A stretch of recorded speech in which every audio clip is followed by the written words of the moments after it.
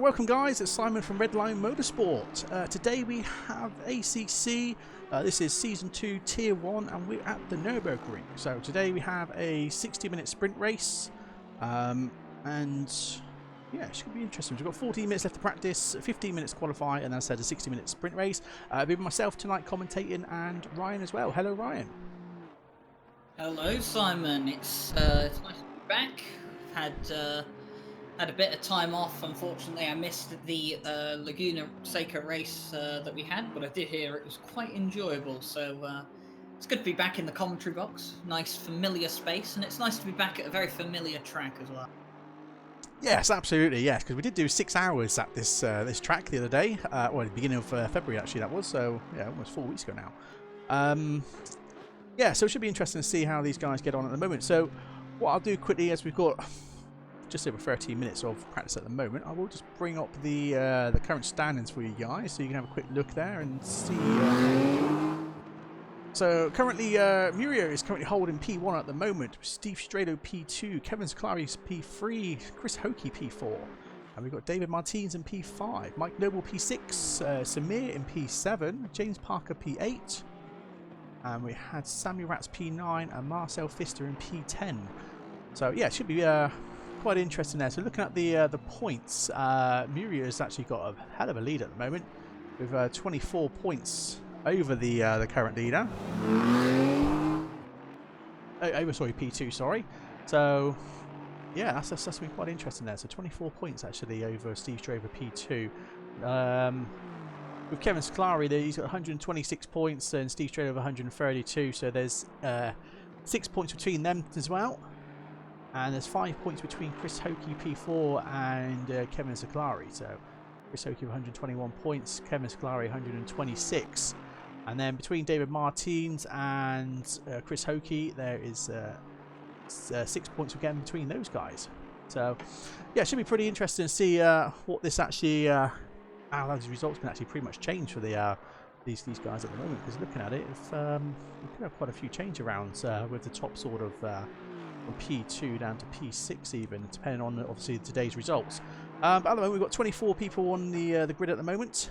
We might get a couple more. We've only got 11 minutes, or just over 11 minutes of practice still, so might be a few more. But we have got a couple of sign-outs as well. Generally you get 26 on the track. That's what we normally have. Obviously the guys are allowed 3 sign-outs for this championship because it's a 10-round championship which runs bi-weekly. So it does run on quite a long time because it is over 20 weeks. But yeah, we are due to come to the end of it. So this is round 8. I believe we've got 2 more rounds after this. Is that right? Yes, we do. We have the Hungaroring, and then we finish the season off in Catalonia. Lovely, sunny Spanish weather, I hope.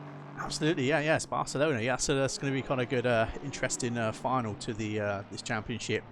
But yeah, so yeah, once this championship finishes, we then open up our endurance championship, which will be with teams. So it's only a 2-hour race with 6 rounds. We've obviously teamed of 2 drivers with driver swaps. So yeah, that should be pretty interesting for that. And then that'll take us up to almost summertime, and then this is when we're going to have a break for a month or so, because obviously a lot of people don't like to sim race during the hot periods when they're like on holidays. And then obviously we'll be back again September time with the season 3 to be able to go this. So yeah, it should be quite interesting. So basically 3 more races, including today's race. So yeah, there's definitely podiums still up for grabs for people at the moment. So no one's really set in their place. Only Murio at the moment is currently holding his place right now. So Steve Strado, so at the moment he was currently P2 of the overall standing. So again, currently with a lead of 6 points off of Kevin Scalari at the moment. So doing pretty well in the Aston at the moment there. So Ryan, I guess I'm going to put you off guard again here. Have you got any sort of favourites at the moment? Oh, Simon, we haven't even reached qualifying and you're putting me on the spot already. Well, the only knowledge I have goes off of our rather incredible 6-hour race we had at the Nurburgring. Mike Noble leads practice at the moment. His team unfortunately disqualified in the 6-hour race, but if they didn't have that disqualification, I reckon that team had the chance to definitely win the race. So Mike Noble's got to be up there for me. But right. He's currently holding the pole at the moment during practice here with the fastest lap so far with a 153.3. Patrick Selva only 3 thousandths of a second off of Mike Noble there for P1 at the moment. So some interesting times at the moment. So yeah, it'd be interesting to see what qualifying actually brings. So Steve Stroh's back in the pits at the moment, but again, we are getting near the end of the practice season, so I guess the or session even. So I guess people are literally. I imagine the track's actually optimal conditions right now. So if it is, that's hence why we're getting those times. But yeah, like I said, we'll see what qualifying brings in a minute. Just jump over to see who's out there at the moment. So we've got a few people in the pits. Only a few people out there at the moment.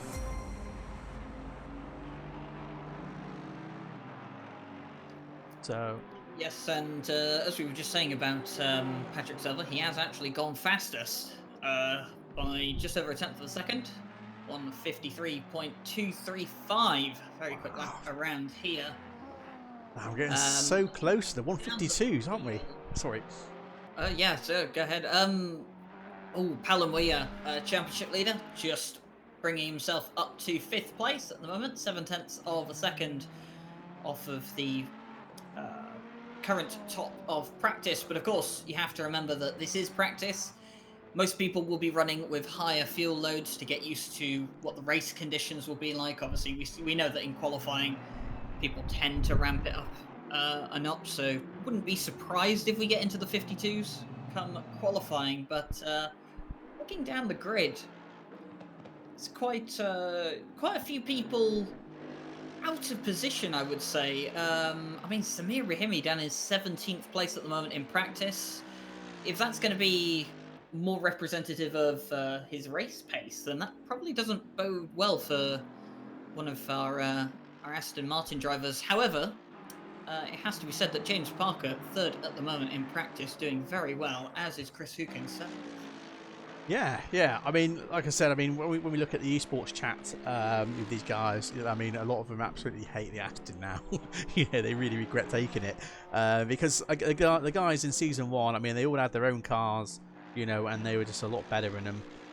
Take Chris Hokie, he got pole for Nurburgring in season 1. He was in the Lambo for that. But yeah, we can see at the moment, because we know that with Chris Hokie, I mean, he was getting the very low 153s in that car. So at the moment, he is about almost 8/10 off the pace at the moment in P7. So there's obviously the car's holding him back compared to what he's used to. So usually riding the Lamborghini, but.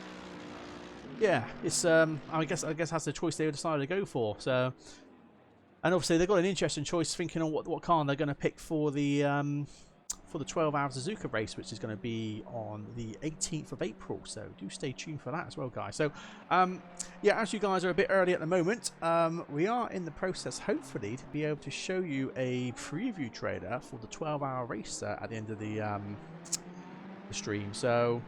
You will have to bear with me because I didn't have time to make a scene in OBS, so it might be a bit clunky at the end while I try and add that to the stream. But yeah, it should be quite interesting there. So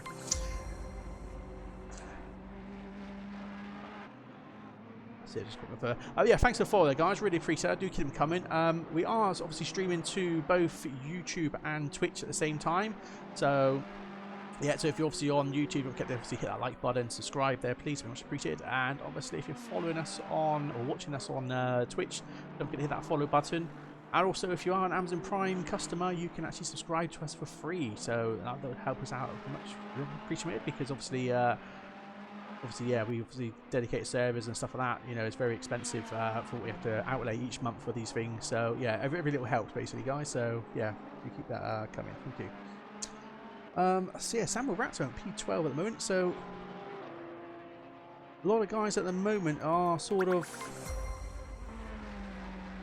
a good second off the pace at the moment currently, which is quite interesting because currently for season 2 we've had sort of up to sort of even the top 20 being within 1 second off the pace, which has been absolutely phenomenal. So we'll see what the qualifying brings. As I said, still at the moment it is practice.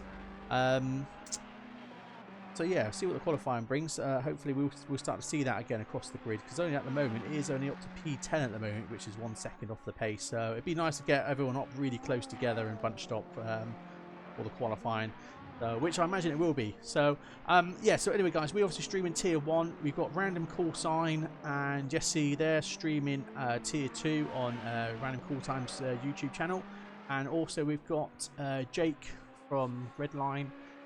He's actually I believe he's actually streaming tier 5 tonight on his channel there. So I think he's put the links in the Discord, so do check that out. So yeah, so we're basically streaming 3 of the 5 tiers tonight, so really cool. But yeah, thanks for the follow again, guys. Really appreciate that. So thank you very much for doing those. Yeah, I've just been watching Jardia go around and had a bit of a moment coming out of the chicane towards the end of the lap.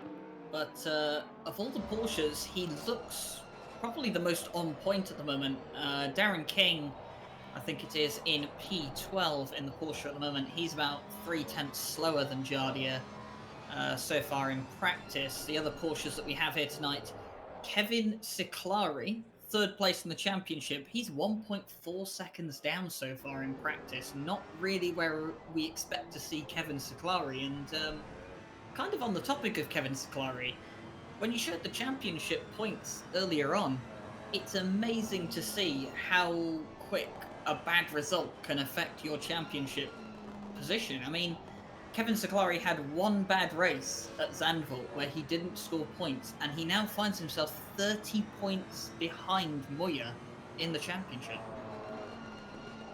Absolutely. So just bear with me, guys. I am going to be downloading the trailer for tonight's 12-hour preview. So if the stream does go a bit funky for a minute, it is because I haven't restricted the download traffic for that while I'm streaming at the same time. So just guys know, so it should be done in a second.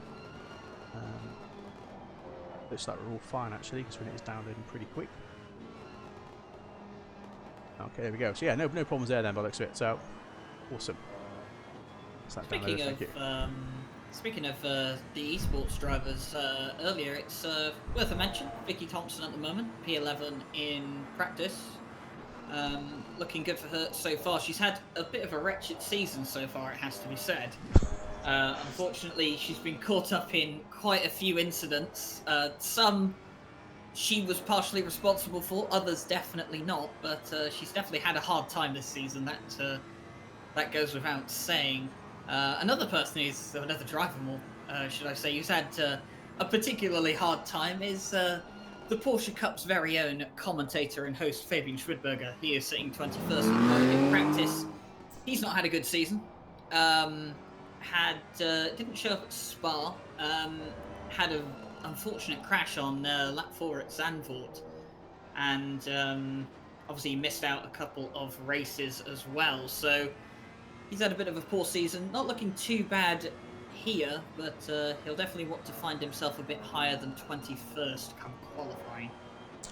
Absolutely, yeah. So it's all about Samir now. He's actually bumped up to P4, so he's done pretty well at the moment. But like I said, again, this is only obviously practice at the moment, but he's definitely getting back up in the pace. So he is into the 153s now, so still just over 3/10 off the pace.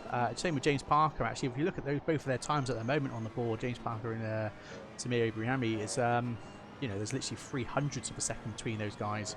So it's good to see them obviously up there in the Aston, and obviously Chris Hokie not far behind. He's 3/10 off of them at the moment in P6. So yeah, they're not doing too bad in the Aston for Nurburgring, but again, they're obviously not happy with the car. They can't wait to get out of it and start a new championship with a new car, that's for sure.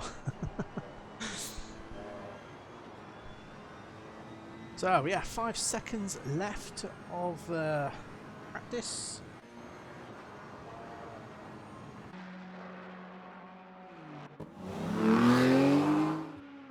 So as we just come to the end of practice again, I will just quickly put up the standings board again, guys, in case you haven't seen that yet. This is the current standings at the moment. So Muri, who was on just a moment ago, he is currently the championship leader currently. So he's quite ahead of the points at the moment, with Steve Strader P2, Kevin Scolari P3, Chris Hokie P4, David Martins P5, Mike Noble P6, Samir P7, James Parker P8. And there we are. So we're just about to start. It'll be long now, actually, to the start of qualifying.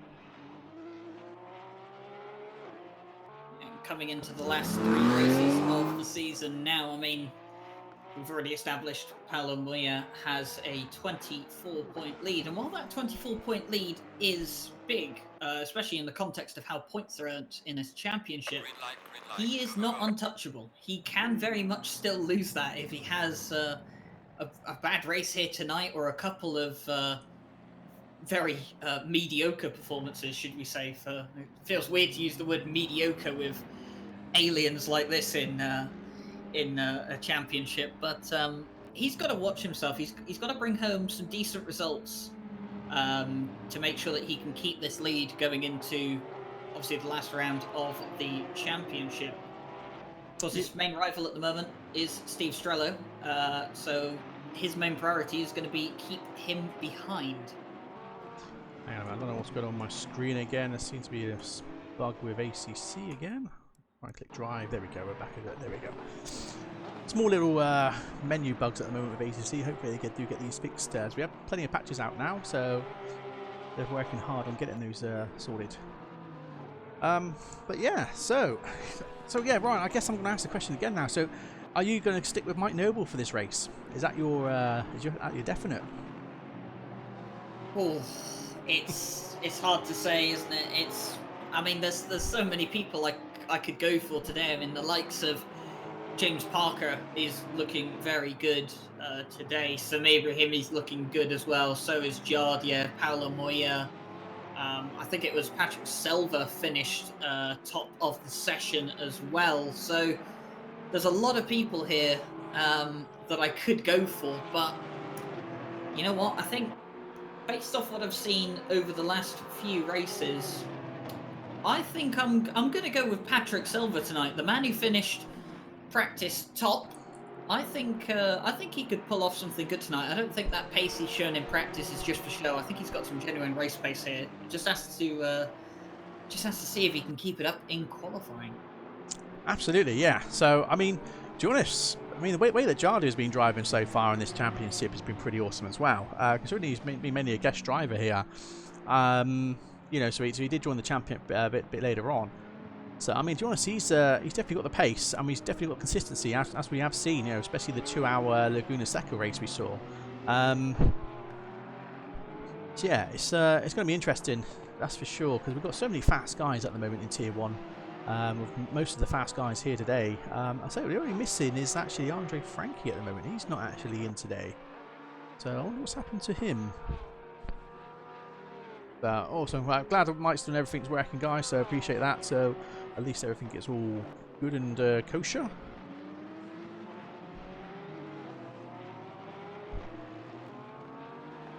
So still on their warm-up laps at the moment, so we should be starting their current laps right now. So we'll stay with Jarda at the moment. So what I'll probably do is actually I'll get on board with Jardia. We just follow a lap of Nurburgring with him for the moment.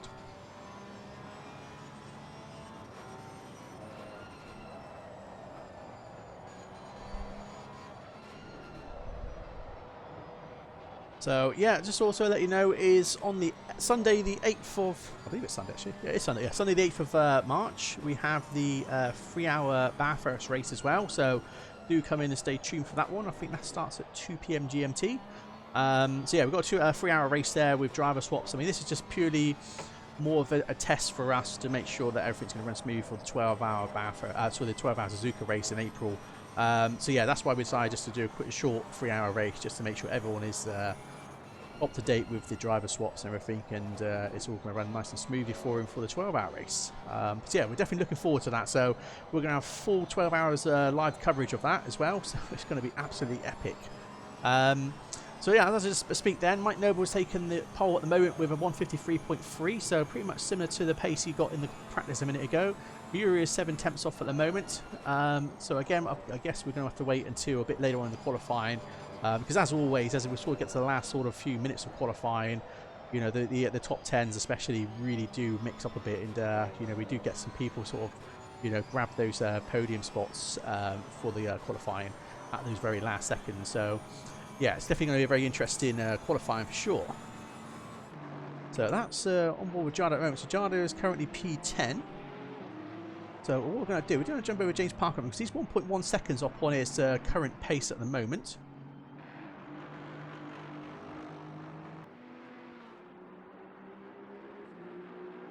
Of course, this is the first few laps they'll be doing out in qualifying, so the fuel levels won't be as low as they can be. Absolutely, yeah. And obviously the tyres won't be in the perfect range either yet. No, exactly. So I'm just going to say James Parker's currently 1.7 seconds up on his current lap at the moment. We've got Donardo at the Rafael Donardo who's in P19 at the moment, also 1.6 seconds up on his lap time. So this could get quite interesting between these guys.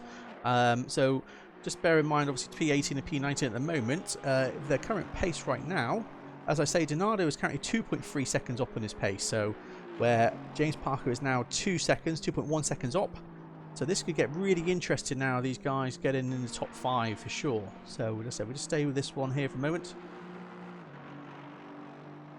And see what happens in the next sort of moment or so with James Parker and Donardo. Because these guys are right up on their times right now. James Parker 2.8 seconds up on his time. Donardo's 3.1 seconds up on his time at the moment. 3.2 both of them now. 3.3 both of them now. James Parker now 3.4 seconds up. Donardo did take to the lap, and Donardo actually got P3 for his lap there. So we'll see what James Parker does now as he's coming up to the finish line. And James Parker takes P2, so awesome stuff there from James Parker and from Donardo there. So James Parker still 3 tenths off of the top spot there, as Patrick Selva has just taken P2 there as well. It's now pushed down James Parker to P3. Chris Hokie currently P4. We'll just jump over with Muria because he's currently the championship leader, so we'll see if he's going to improve. We have got Samuel Ratz currently at the moment, who's 2.8 seconds up. He's currently P23 at the moment, so we'll see if that's going to make a change. 2.7 seconds up, so Samuel Ratz.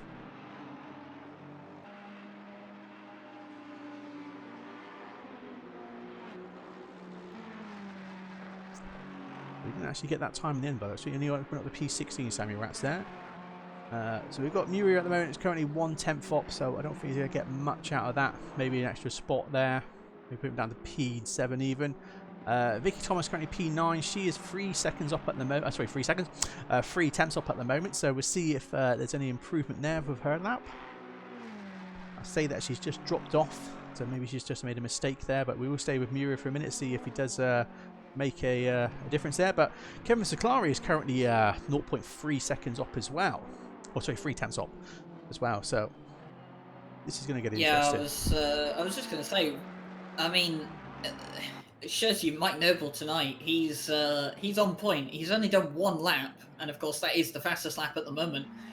At least 3 tenths quicker than third. Well, 3.5 tenths quicker than third and below, and he's only gone out and done 1 lap. So Mike Noble is on point here today. He is starting a flying lap again now, so we'll have to see how much he can improve. Kevin Seclari up by 4 tenths. Yes, it's going to get interesting at the moment. Yeah, we've got on board with him at the moment with the split screen, so we'll just see as he comes around the final corner.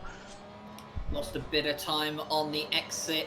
Yeah, he's going to drop down to 2 tenths as he hits the line. That's enough to take him P3 though.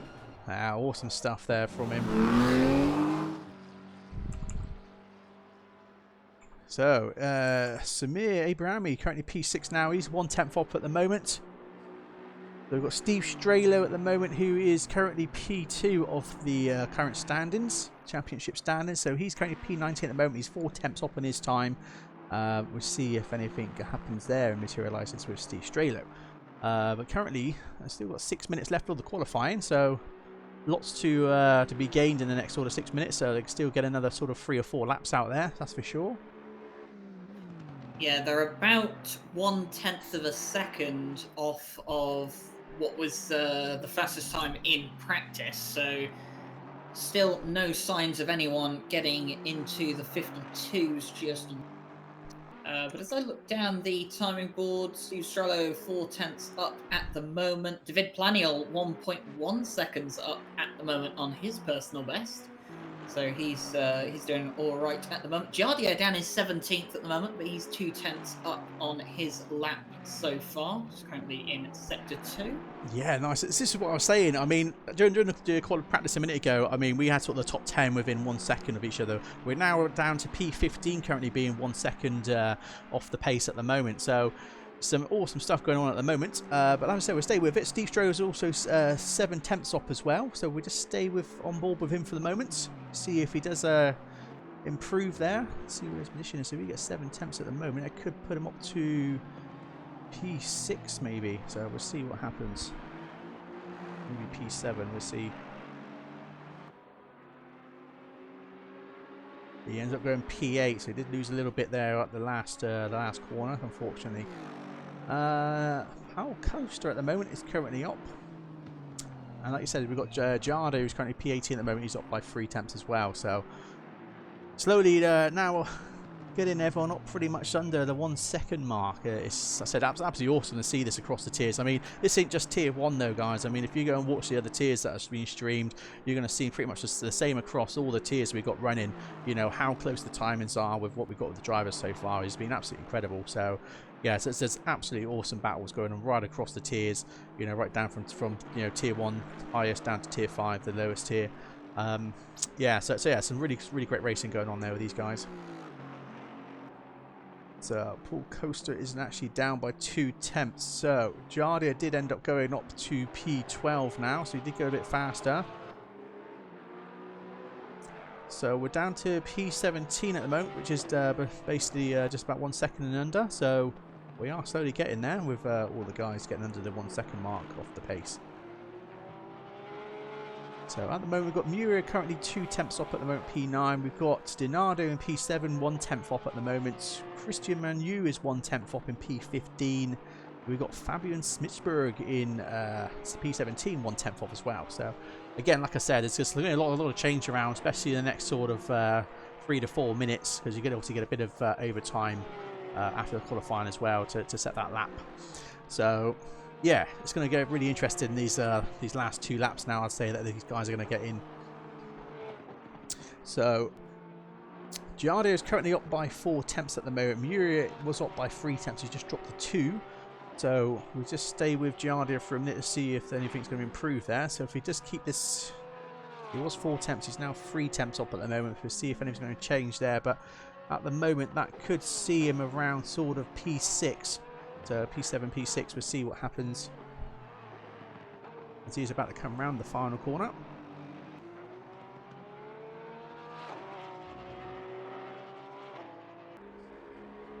Current track temps, guys, is actually 29 degrees ambient. Track temps 37. So Jardo does take P8 at the moment. So jump over to Steve Strader because he's currently 1 tenth up at the moment. So Gennaro is currently 1 tenth up.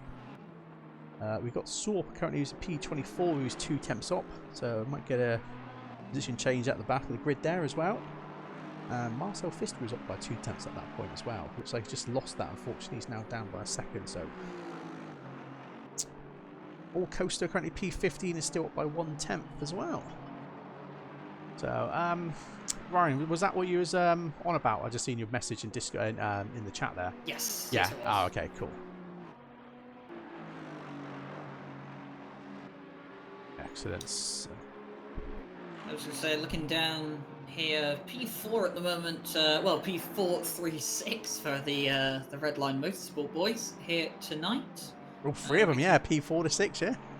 Yeah, Vicky Thompson down in 12th at the moment. Fabian Schrittberger, one of our fellow commentators, down in 18th. So not doing too bad for him. But of course, it is Mike Noble at the top at the moment. No one's been able to beat that lap that Mike Noble put down right at the start of the qualifying session. Not even Mike Noble himself has managed to beat that lap at the moment. Patrick Silva is the closest so far, only 72 thousandths of a second off. Absolutely, yeah. It's just pretty awesome to see, isn't it? Like I said, you know, still probably got another 2 laps in here. If people go out quickly for a warm-up lap now, they could be able to have a chance to get a final lap in if they wanted to. But at the moment, looking at the leaderboard at the moment, there isn't many people up on their times. Christian Manu's only 1/10 off at the moment, P12. Luca Lossio is currently up by 1/10 at the moment. Christian Manu back at P12 is actually up by 1/10 then. Paul Costa in P16 is currently up by 1/10. And that is it for the minutes. Looks like Kevin Sclari's in the pits, James Parker's in the pits now, Chris Hoker's in the pits, and Samir's in the pits there for P3 down to P6 at the moment. So we've still got Muri out as currently P7. We've still got Patrick Selva out, that's currently P2, and Mike Noble is out still at the moment, but Mike Noble is down by 3/10 on his lap time at the moment, so I don't think he's going to get any improvements there. Patrick Selva was up by 1/10, so we'll just stay with Patrick Selva for a minute to see if he does gain that 1/10, because this could be a game changer here. So we just stay with him at the moment. He is up by 1/10 again still, so he is definitely chances here of him taking pole. And of course, he has to do it on this lap as well. He's got no chances after this one. But Mike Noble has not managed to go faster than the time that he set at the start of the session. And it's looking like that's going to be the same way for a lot of other people. So it is down to Patrick Selva. It is down to my prediction, or not my prediction, but my bet, should I say, for who I thought could win here tonight. It's down to him to see if he could take the pole position off of Mike Noble. I think he's just under 1/10 of a second up on his time. It's so close. It's popping in and out constantly. If he goes 1/10 quicker, he has pole, but he has to go that 1/10, and I'm sure that with that Ferrari, he can see how much he's up on his time. It's so infuriating when you can see that and you keep seeing it pop up and down and you're not sure if you're going to gain the time or if you're going to lose the time. But as he comes up to the final chicane now, we can't actually see if he's up on his time at all. What we can tell you is he's not down on his time either, so he is at least level. But unfortunately wide at the exit of the chicane, and that's going to be the end of qualifying for Patrick Selva. So it is Mike Noble on pole. Oh wow, that was such a shame to see that there from Patrick Selva. You know, it was so close for him to actually get pole then off of Mike Noble, but just that mistake there just sent him straight off the track. And unfortunately, that is it when you're trying to push to the absolute limit to try and get those extra attempts in. So here we are. Looks like at the moment this is currently, and I've done it again this game, so I'll have to bring out the timetables like this at the moment. So we've still got some bugs unfortunately with ACC, but there's the timetables with the times at the moment, guys, of the current qualifying. So well, it was there for 2 seconds, so you might have to, if you're watching on YouTube, you can obviously scroll back a bit and pause it and read it yourselves. If you're obviously on Twitch, you can't do that unfortunately. But yeah, there we are. So hopefully I'll be able to get back into drive. It's not doing it at the moment, so this bug is still going on. So I'm going to have to report this again to the guys. Hopefully we can get this fixed. I think it's got something to do with it treats spectators as drivers, so it kind of locks your drive. Yeah, I think so. I'm just going to keep trying. Hopefully, there we go. We've got ourselves back in the game. So just got to play with a few things, unfortunately, to try and get it all working. But at least we are back there now. So what I'll do quickly while we've got the 4 minutes countdown is I will put on Ryan's track guide video of the Nurburgring. So do enjoy there, guys, and we will see you back shortly. Welcome to the Nurburgring GP circuit, located 52 miles south of Cologne and in the small town of Nurburg. The 3.19 mile circuit, built in 1984 and last changed in 2003, has 17 corners and a lap record of 153.449 set by Audi in 2017.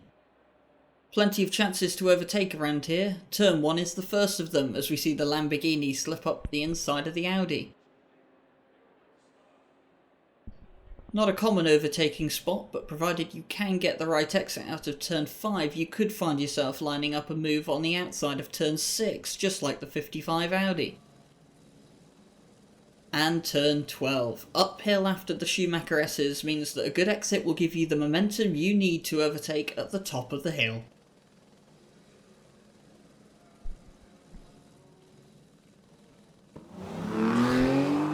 So there we are, guys. That was Ryan's track guide there. So I hope you guys enjoyed that. So some information, some good information about the track and some of the best places to overtake. So hopefully we do get to see that in the stream tonight. So I'll just jump over to Ryan stream at the moment. So Ryan, would you actually be interested to quickly run us down through the grid quickly while I just pan the camera down the pit straight over the drivers? That'd be much appreciated.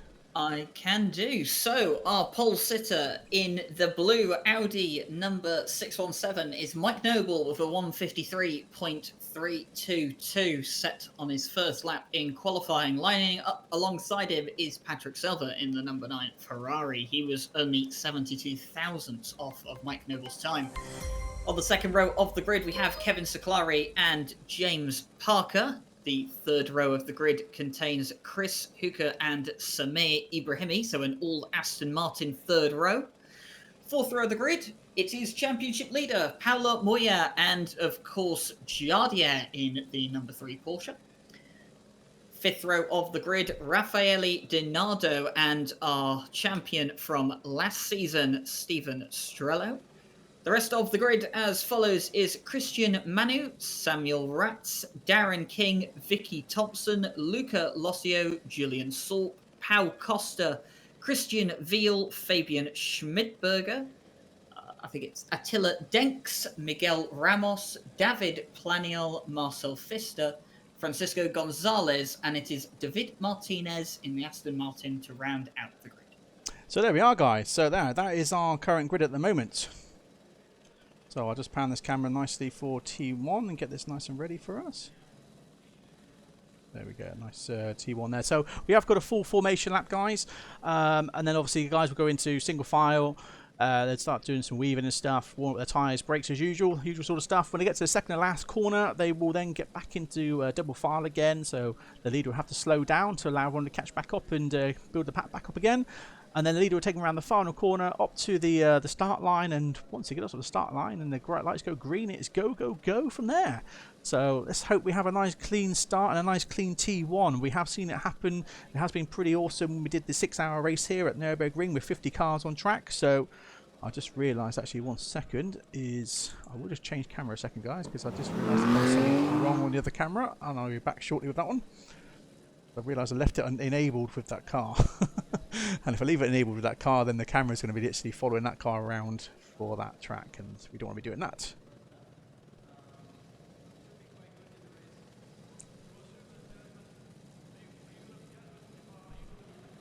So there we are. We've actually got a nice nice camera there, so we'll just jump back over to the stream again. So there we go. We've got a nice view there of T1, T2, T3, T4 there. So yeah, should be able to see all four turns there nicely from that camera angle, so hopefully we'll have no accidents and it'll be nice and clean for T1. So fingers crossed. So there we go, they are off for their formation lap. So yeah, thanks for the follow there, guys, really appreciate it. Do keep them coming.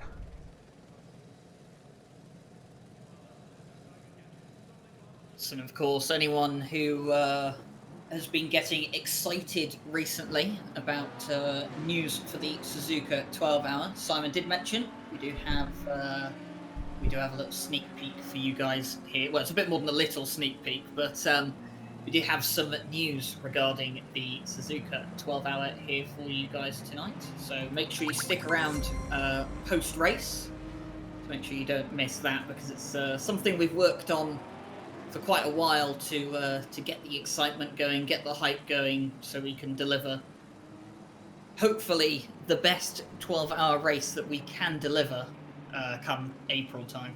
Absolutely, yes. So we've got 12 hours of streaming, 12 hours of commentators. Yeah, it's going to be pretty awesome and pretty exhausting for us all as well at the same time. So yeah, nothing like what you see in iRacing and stuff like that. A lot of the time it's usually the guys that are racing who stream their views. So we're actually doing the full 12 hours coverage of that 12-hour race. So yeah, do make sure you do subscribe, and obviously check that bell button on YouTube as well, because yeah, you definitely get notifications when that race goes live. So that will start the 18th of April. That will start from midday GMT, and it will finish probably just after midnight. So, and also just to let you guys know, is we will have a pre-qualifying shootout near the end of this month. So I think it's 21st of March for the pre-qualifying shootout.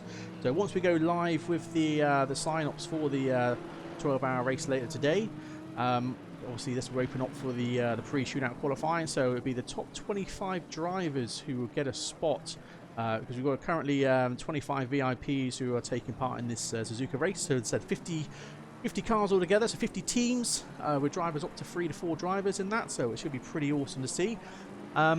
Yeah, it's just going to be very exciting, that's for sure. And then, yeah, once we've done the pre-qualifying and set, obviously, the drivers that will be taking part in the Super Pole then, because we will have a Super Pole on the 11th of April as well, to then determine the full grid positions ready for the race on the 18th of April. So, yeah, so do check that out, guys. It's going to be pretty awesome. So, yeah, we're pretty packed this month and next month and April as well. So, definitely got our work cut out for ourselves. Yeah, Ryan, you're going to enjoy yourself in the commentators box a lot, aren't you, for these next few weeks? That's for sure. Well, it's become my home over the last 6 months, so I might as well start saving up some money to renovate the place, because, to be honest, we need to put a door on the commentary box. For a start, it's getting quite cold in here over the winter time, but as we come round the last few corners, they'll start lining up into double file formation. It's going to be Mike Noble that will lead them over the line.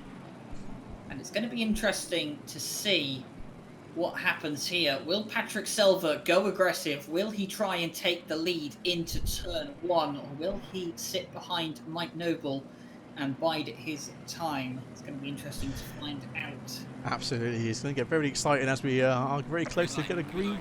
And we're off. Green with green. Go, go, go. So, Mike Noble has currently got a better start there. Patrick Selva looks like he's actually got a worse start there. He's dropping down to P3 with Kevin Scolari taking P2 off him so far. But they come into T1 here. So, Kevin Scolari still holding on to P3 at the moment. So, looks like it's nice and clean through T1 now as we look from the bird's eye view at the moment. So nice and tidy through T1 there for Tier 1. So awesome stuff so far. Oh, we've had a collision on the second corner though. I think that was Luca Lossio's Mercedes caught up with one of the Ferraris. That is a bit of a shame to see that, unfortunately. So we've got 2 Aston Martins spun at turn 3 as well. Oh dear. So there we are. So couple cars off at the moment, unfortunately. Obviously, everyone survived T1, but unfortunately, T2 we had 1 car off, and T3 we had a collision there between 2 cars, I believe. Who is that actually? We'll just jump a bit further down. Would you believe it? The 2 Aston Martins that have gone off, one of them is Pal Costa, and the other one is Vicky Thompson. I just say Vicky Thompson had a torrid season so far, and it looks like that's continuing, unfortunately, here at the Nurburgring. She just can't catch a break, can she, at the moment? Ryan, it's commentator's curse. I think the not the Mercedes, the McLaren of Francisco Gonzalez may have had something to do with that as well, because he did wait for both of the Aston Martins to go back past him. So good sportsmanship there from the McLaren. But as we turn our focus back to the leaders, it is Mike Noble who leads the way. And Kevin Scolari was in second, has gone off after the Schumacher S's. Kevin Scolari, who managed to jump Patrick Selva on the first, well, before they even got to the first corner, has now spun, and he's dropping well down the field. He's out of the top 10. It's such a shame, because look at the lead now that Mike Noble's got off Patrick Selva. 2 seconds up on the first lap already. So all because Kevin Scolari made that mistake there. Such a shame to see that. But there we are. It's racing for you. So hopefully Mike Noble don't just run away with it like he did at the at Laguna Seca. We'll jump back over to T1 again and make sure everything's nice and smooth there before we jump back into normal TV cams. So it looks like lap 2 is a lot better at the moment. So and just looking through the replays now, I just thought I'd have a look back, see what happened on that first lap. I can actually tell you that Kevin Scolari was touched by the back of Patrick Selva.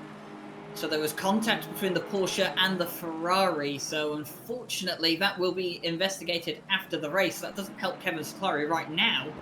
But it could be that Patrick Selva gets a post-race penalty. Damn, that is such a shame to see that, unfortunately. So, I mean, where is Patrick Selva currently on the leaderboard at the moment? So, Patrick Selva is currently P12, so yeah, if he's going to get a penalty for that, for taking out, especially a lap 1 as well, so, and he didn't really give the position back, so yeah, he's going to get 4 points for that, so that's going to be really harsh on his current position where he stays to at the moment. So, if he gets P2, he's still going to lose 4 points off of his overall points for this race. So, yeah, what this does mean for James Parker, of course, is that James Parker, he's probably seen the accident happen in front of him, and he probably knows that Patrick Selva's going to get a penalty, or at least be investigated for a penalty. Of course, we can't obviously give our judgment just yet, but James Parker will know that there is an investigation going on post-race, so maybe doesn't need to press Patrick Selva too much for this position, but of course, have fun telling James Parker that he's not allowed to overtake someone. absolutely, yeah. So, we might have a bit of a battle going on with Steve Stretto and Darren King at the moment. It was pretty close together then. Waiting for the cameras to catch up.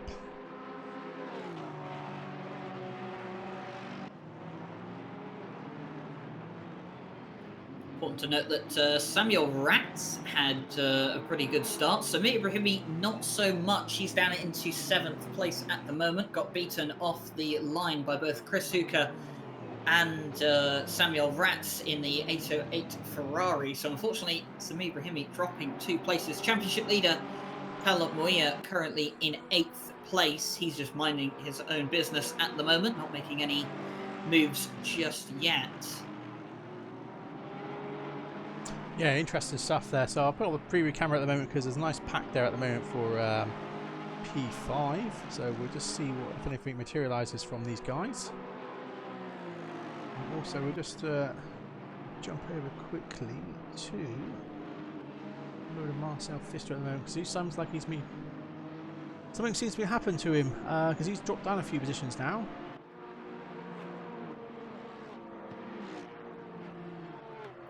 See, Marcel Pfister, he qualified. Actually, no, he qualified 23rd. So he has gained a few positions. So yeah, so he's gained quite a lot of places. I mean, he definitely gained places in the bit of the kerfuffle between the McLaren and 2 Aston Martins, and of course, Kevin Seclari got turned around as well. So that would have gained him about 4 places. But he has then managed to get 2 overtakes on top of that in the first few opening laps. So good start for Marcel Pfister in the Porsche. Absolutely, yeah. I just want to stay on board with Chris Hokie because he was right off the back end there of Jardia there, going through the chicane. But obviously looks like Jardia has managed to get a better exit at the last corner to come down to T1. But we'll just stay with these guys at the moment because it looks like there is going to be an interesting battle going to materialise between these guys at the moment. So yeah, the RLM esports drivers, they were cursing these Aston Martins after the first race at Monza, saying they didn't like them already. They'll be loving them here at the Nurburgring because they seem to be going really well at the moment. Absolutely, yeah.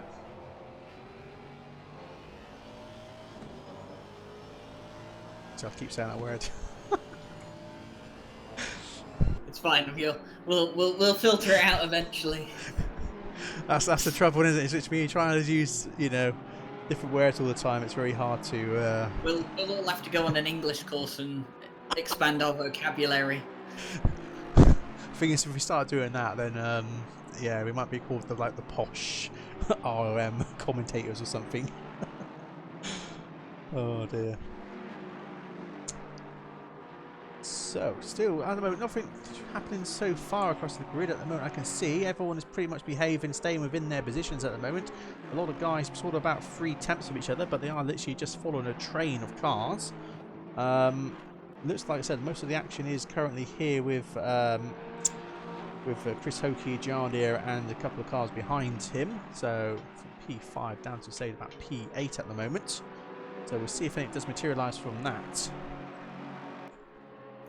Just saying, Dan Suzuki in the chat at the moment. I don't speak German, nor do I read German, but I can only assume he is cheering on Mr. Chris Hooker, fellow German.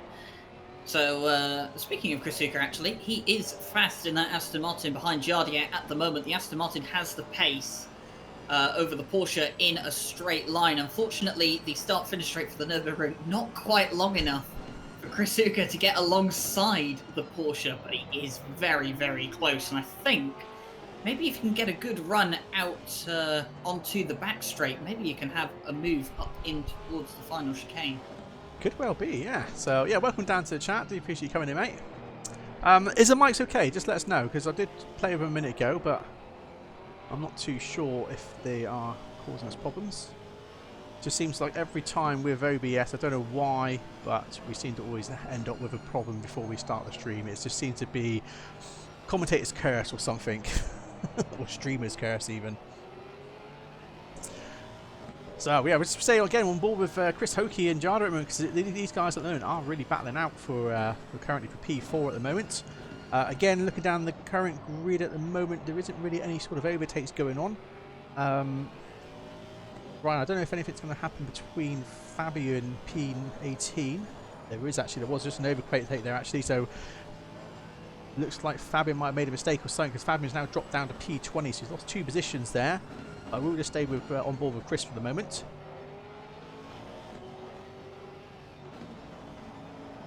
Yeah, it was Kevin Scalari getting past Fabian Schifferberger as well. And we've got Ferrari going fairly slowly as Kevin Scalari has gone past. Is that a back marker? No, I don't believe it is. I think, yes it is. It's Julian Saub in the number 90 Ferrari. Was just going very slow there and is now down into 19th place. So I'm not too sure what was going on there. I might have to have a look in the replays and see if I can pick anything out. I'll keep you up to date on that one. Yeah, please do, Ryan. Thank you. So, Dan, what are you laughing at? It's a Hokie. I'm sure it's Chris Hokie.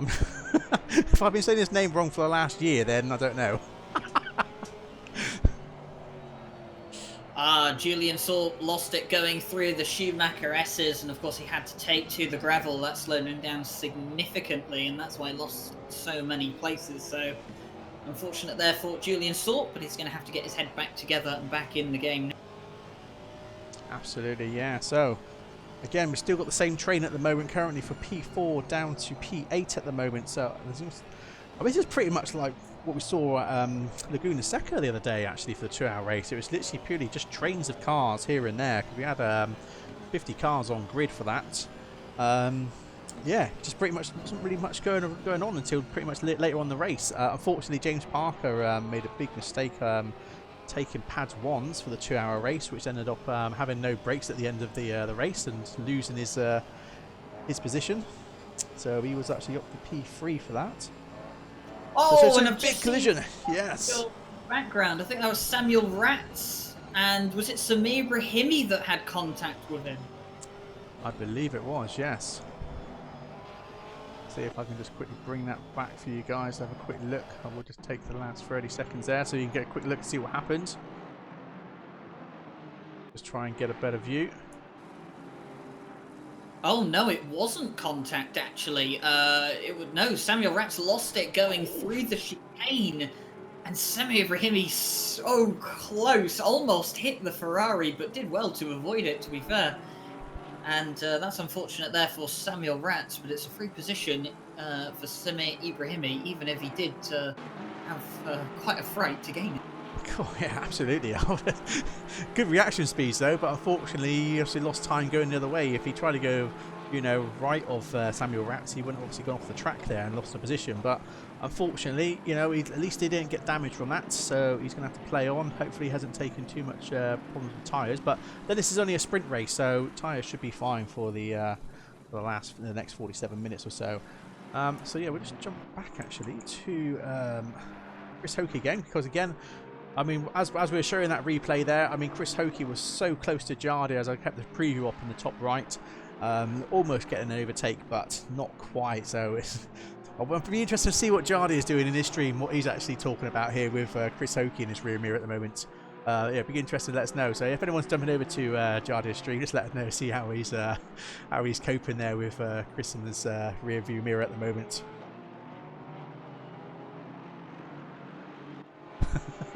Is that what he's saying? Why am I so slow? Jardy's on default aggressive. It's interesting. I mean, a lot of guys do keep to the defaults. Sometimes the defaults are quite good for certain cars. But it looks like Chris Hokie is trying to go for the inside line there as they are side by side with Jardia. But unfortunately, Chris had to obviously brake to avoid contact there with Jardia. But Chris Hokie is again side by side with Jardia at the moment. This is so close, so tense for these Aston guys at the Martin's moment. going to have the straight line speed. The Porsche's Oh, just going to be on the contact! inside. There's contact between the two of them. Oh no! Wow, to be honest, that was so expected there to see that from them guys. So very unfortunate to see that, but it looks like Jada is pulling back to allow the battle to continue with the guys. Yeah, So that's great to see that. So yeah, absolutely great Yeah. to see that. So there he is, Chris Hokie there. So Jada, hopefully they're back again for a battle there. But unfortunately, it just goes to show that even when you're, some of the best drivers here, a small mistake like that does happen. It is very costly in this game. So yeah, sometimes I think the cars, just from the smallest taps, they are so easy to spin around. I almost predicted an overtake on the back straight, didn't I? I said if Chris Hugo could get a good run out of the back straight, maybe he could get past Jardy. He did get past him. Unfortunately, it wasn't clean, but yeah, it's good to see Jardia giving back the place there. I think he knew he was on the inside. He wasn't alongside Chris Hugo, and he gives place back as he feels he needs to. So. Obviously, Chris won't be too satisfied with the places he's lost, but at least he can live in comfort that he's now ahead of Jardia. Yeah, very true. It is a shame to see that, but unfortunately, this is obviously racing. It happens in real life as well. It's just one of those things. That's racing for you. Yeah. Obviously, it's never a great idea to go too wide through chicanes, but. There we go. It just goes to show that when you do, obviously these accidents do happen. But this obviously now puts James Parker up to P3. So we just jump over to James Parker quickly. So he's now currently up to P3 at the moment. Let's see. Actually, Mike Noble looks like he's about 2.8 seconds off of Patrick Silver at the moment. So he's got quite a nice lead there. So it's a shame to see that obviously Mike Noble is going to be obviously pretty much racing by himself. If it was for a fact of obviously Kevin Seclari getting bumped off by Patrick Selva, who was currently P2 earlier on in the race, there might have been a bit of an interesting battle going on between Mike Noble and Kevin Seclari. But unfortunately, it is what it is. Kevin Seclari is now down to P17 because of that incident there. So Patrick Selva obviously gained the position from that unfair contact, which has obviously put him up to P2. But again, he's still 2.7 seconds off of Mike Noble, and I don't see they're really realistically going to be a battle between these guys for the next sort of 44 minutes. So I think the interesting battle is going to be between James Parker maybe and Patrick Selva, but again, James Parker is about 2.4 seconds or just under 2.5 seconds off of Patrick Selva for a P2 at the moment, but we'll see what actually happens here. I was about to say, if you wanted to have another look at a Porsche versus Aston Martin battle, look no further than ninth place Christian Vale and Redline Motorsports' very own Chris Huka, who are right along with each other on the lap at the moment. Also just up ahead, I think it is Darren King has got Steve Strello on the back of him as well. That's one to keep an eye out for. That's another Porsche versus Aston Martin. Lots of Porsche versus Aston Martin here today at the Nurburgring, but there is a Ferrari in the mix in that one as well. Yeah, that's actually true. Actually, I'm actually looking obviously at the current tower on screen, and actually, yeah, it's quite interesting to see actually so many Porsches, Astons, Ferraris here. Not shame to see we haven't got any actually GTRs or any other sort of brands here. Well, we did have a GTR in the championship at the start of the season, but unfortunately, the driver that was racing it is not driving in the championship anymore, which is a massive shame to see. But we do have 6 manufacturers represented today. Absolutely. And, so as I've seen this, Chris Huka yes, is about to go up the inside of Christian Vale, and that was nice and clean. No contact there, although it was very, very close. And Christian Vale having a bit of a look around the outside. That Porsche gets such a good drive out of the corners compared to the Aston Martin. And now Chris Huka is going to have to defend coming into turn 1. The Porsche is going to have the slipstream. He's going to go to the outside line. Chris Huka is going to stay on the inside, as that's where he needs to be to defend the position. And I think... Oh no, the Porsche got a good exit out of turn 1. This isn't over yet.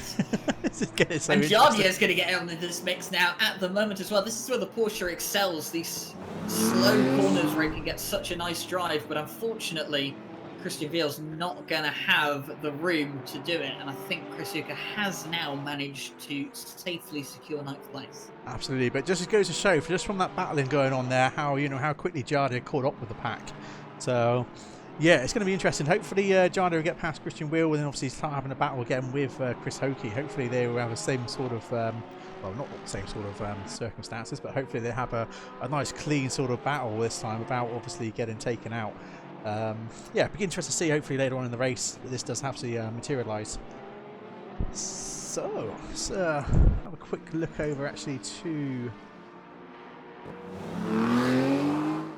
just looking Steve Strado actually.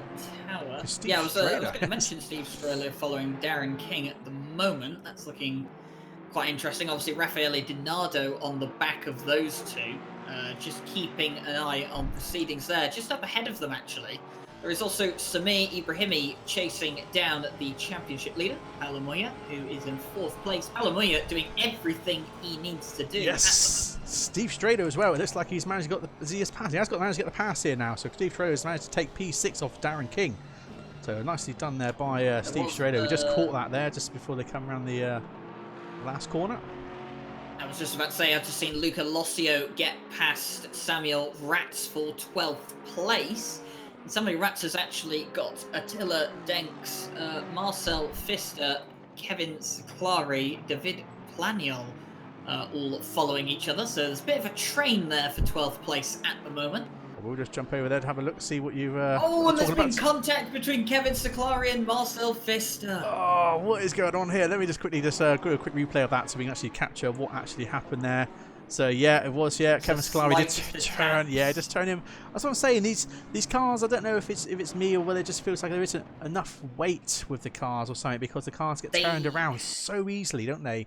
They definitely feel too light when there's contact. I mean, we've seen in the real life GT series that they can have harder contact than that and not spin the cars around. And it seems quite random as well, because it's not always the case that you tap someone on the back and they spin around. It very much seems like it's up to a random number generator sometimes. But yeah, exactly, because generally there is obviously a lot of a bit of flex there between the bumpers, in real life. So there'll be a bit of give before you completely get turned around, So yeah, no, it's interesting. I mean, hopefully, they can improve upon that and make it a bit more, so that you can have a bit more door-to-door, battling going on.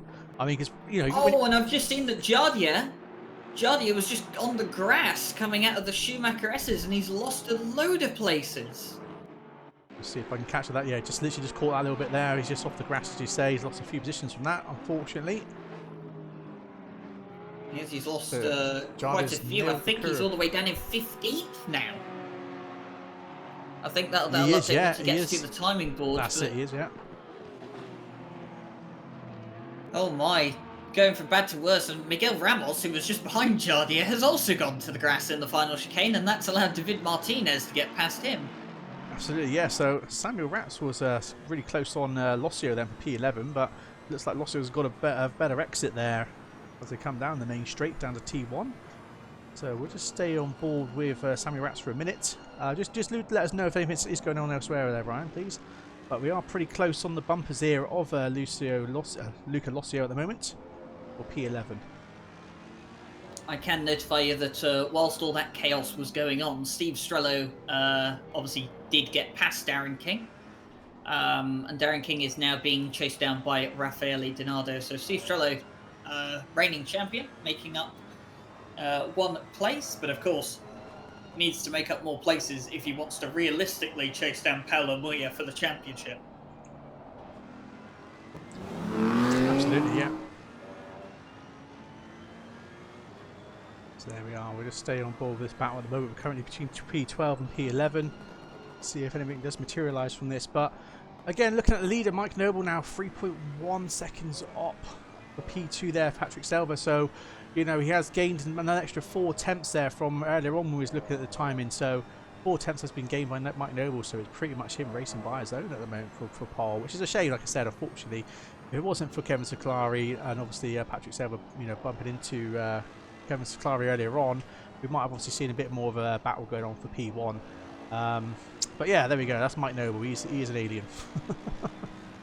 But it looks like we might get an overtake here at the moment as Samuel Ratson, they're both side by side as they start to come up to the chicane. So this is going to get very interesting. Hopefully we don't get to see the same incident as what we saw before, as they are very close to each other. But I wouldn't say there was contact there between Samuel Ratz and Lucio. Oh no, but David Laniel's had to go off track as well, yes. Almost going to run into the back of Samuel Ratz, so that's allowed Jardier. And was it... who else was it that got through there as well? It was Attila Denks that managed to get past alongside Jardier, and of course David Martinez has now taken the opportunity to get past David Planion as well. So David Planion, minding his own business, this is it. Had to take some avoiding action, and he's now lost 3 places. Oh, this is such a shame. Samuel Ratz again just through T1 there was some literally side by side of Luca Lossio then, but unfortunately Luca Lossio managed to get a better exit there. So we'll stay with him at the moment. It's a nice, massive train at the moment from P12 backwards. I mean, this is pretty insane how amount of cars there are here at the moment. It's definitely a train now. Julian Salt, Miguel Ramos, Marcel Pfister, and Vicky Thompson have now joined the train. They're all catching. So this is going to be absolute chaos if someone goes wide near the front of that train at the moment. They could be in for losing about 7 places. Absolutely. Well, there you go, guys. Welcome to RLM. This is the races we do here. So just absolutely epic what's going on at the moment so far with these races, and obviously across the 5 tiers. I'm hoping obviously that random call sign is streaming tier 2 for us with Jesse there. I'm hoping they're obviously having such a good race as well. Be good to know if you guys jump over there and have a look and just keep us updated over here. Oh, and I can tell you right now that Palomuya's had a bad exit coming out onto the back straight, and Samir Brahimi's managed to go past him before the kink. And well before the last chicane. So Samir Brahimi making up a place. He's up into P4, championship leader, down to P5. That's a shame I couldn't capture that then. But I mean, there's so much action going on at the moment. Again, with Samuel Ratz again. Oh, got 2 of the same cameras going on at the same time. It's not good. There's 2 of the same cameras. Oh, Johnny has lost it going through the chicane. Oh man, that's 2 people now not obviously having their races going well. So Jarda's race has not gone well for him, and obviously Kevin Zaclari's race has not gone well for him either. So damn, that's such a shame to see that happening. Hopefully Jarda does brush himself off and get back in on the fight again. I know he's down to P20 now, so it's a shame to see that, to lose so many positions and all these mistakes. But again, just this train at the moment from P12 down to sort of P20 at the moment is just insane. Yeah, Jardier lost a lot of places there. I went back and looked through the replay. There was no contact. He just lost it on the exit of the chicane, going over the curb a bit too aggressively there. So, unfortunately, Jardier has no one to blame but himself for that unfortunate accident. But don't worry, he'll be back onto the end of this train in no time whatsoever, because he's definitely got the pace over some of the people ahead of him. So he'll be on the back end of Vicky Thompson's Aston Martin before he knows it. I mean, we're not even halfway into the race yet. I know, tell me about it. I mean, it's just, again, there's the battles going on at the moment between P30 and P40 at the moment. Yeah, it's just absolutely insane. And I was telling you so much action. I was telling you that Steve Strello needed to do better if he wanted to take any points away from Paolo Moya today. Well, he's right on the back of the championship leader at the moment. And he's got Darren King following him as well. So Steve Strello in the Aston Martin, he's going to look to get past the Ferrari relatively soon. And he's going to have to hope that Darren King can do the same as well. Absolutely. Yeah, no, thank you, Dan, for that. Yeah, it's there's a lot of work trying to do obviously the multicam, because it's just myself obviously trying to run 2 PCs and trying to capture all the action at the same time to get you obviously this this sort of awesome view that we have with the multicams. But you know, it really does help when we've got so many battles going on, because also we get so many different angles, especially with what's we just see there is there's contact there between the Ferrari and the Aston, Silver Aston there, as they just meant to move. So it looks like that was David Martins who's lost a couple of positions from that. So that puts David Planio up. Absolutely chaotic at the moment. I think it's Miguel Ramos is going to have a look on Julian Sorp at the moment. Coming down into turn 1, the Audi brakes much later than the Ferrari. He's going to go to the inside line. Oh, that was free wide at some drive. Going to have a great drive. Now he's going to be on the outside for turn 2. That's not going to be great for the Audi. It means the Ferrari will have the inside line. The Ferrari's going to try and take the position back. There's slight contact. Yes, and now that means that they're going to go 3 wide into turn 5. This is absolutely insane. So unfortunately, he lost a couple of positions that Ramos, didn't he, from that? But still, that's was it Ramos? Sorry, no, it was Sorp. He didn't actually lose any. Didn't actually lose any places from that because Marcel Pfister and Vicky Thompson didn't manage to get past. So even though there's free wide for that call, that's pretty insane. So just from that little tap, unfortunately, he did lose. Well, he dropped back from that position, but he still managed to keep on what he's got at the moment. It looks like Porsche did try to see the inside line there. So much action going on. I'm trying to capture everything. Is just it's too much. I'll tell you what, this is starting to develop like a Formula 1 race, isn't it? The front of the field is all boring. No one's interested in what's going out on front. The midfield, by comparison, is absolutely chaotic. Jardia's on the back of Vicky Thompson right now, so he's going to be looking to make his way past an Aston Martin. My word, Jardia's had a lot of Aston Martins to deal with so far this race. Yeah, Samuel Ratz again side by side with Luca as they are too wide going through the chicane. And a little bit of contact there, but no one's actually been taken out there. So Samuel Ratz managed to get the pass there off from Locio for P11. So awesome racing there. So we just see that, I believe that is Denks who's behind Locio at the moment now. So he was pretty much catching up with him at the moment. So it might be something interesting again materialising between these guys right now. Just like you said, mid pack at the moment. It's just absolutely insane. There's just no room to breathe as a driver at the moment. You've got your focus constantly as Vicky Thompson's having to go to defend on the inside from Jardia. Jardia's going to go wide into the first corner though, so Vicky Thompson is going to remain in 19th position at the moment, but Jardia is definitely looking to get past the 394 Aston Martin at the moment. As to what's happening throughout the rest of the field, I can tell you up front, Steve Strello is just about 0.3 of a second behind Paolo Moya, but hasn't really got close enough for any moves just yet, as the race director has informed us that we've only just made it to half distance. So much action so far, and we're halfway through the race. It's just absolutely insane. I mean, I hope the 12-hour race is going to be like this. I mean, those 12 hours of that 12-hour race is going to be just, it's just going to fly. Just like the 6-hour race did really for us, when we was commentating that. I mean, that time just flew for us. So I'm hoping, the 12-hour Suzuka race is going to be absolutely awesome. That we're just going to be literally non-stop. Yeah, I really can't wait to wait for that day. So yeah, guys, again, if you just joined the stream or you're new to Redline, do put the date in. 18th of April, we're going to have the 12-hour Suzuka race, the live commentary for the full 12 hours. So yes, we've got lots of people involved in this race, so it's going to be absolutely awesome. So 21st of March is when we're going to do the pre-shootout qualifying for the last 25 spots. So we said we've got 50 teams going to be signed up for Suzuka. And then obviously we've got the Super Pole on the 11th of April, which is then obviously define the overall positions for the start of the race on the 18th. So yeah, we've got so much going on at the moment, guys. It's just, absolutely insane. Again, thank you for the followers. Really appreciate it. Yeah, and of course, as Simon gets all that out of the way, just to remind you that we do, of course, have a trailer dropping just after the race as well for the 12-hour Suzuka. So a little bit of a thing we've been working on. Of course, that trailer will be shown for the first time here live on stream. Then it will go live on the YouTube channel, and there's a big announcement at the end of the trailer. So do make sure you stick around to watch. Absolutely, yes. Jardia is side by side at the moment. T1 with Vicky Thompson. This is pretty insane at the moment. So Vicky's still got the inside line here. So obviously Jardia's had to pull back behind Vicky there. So close there for T1 T2. I thought that Jardia would have got the pass, but unfortunately not. So this is going to be a pretty awesome battle between these guys. Jardia's going to be fed up. He's going to be fed up of staring at the back of an Aston Martin after this race. Yeah, absolutely.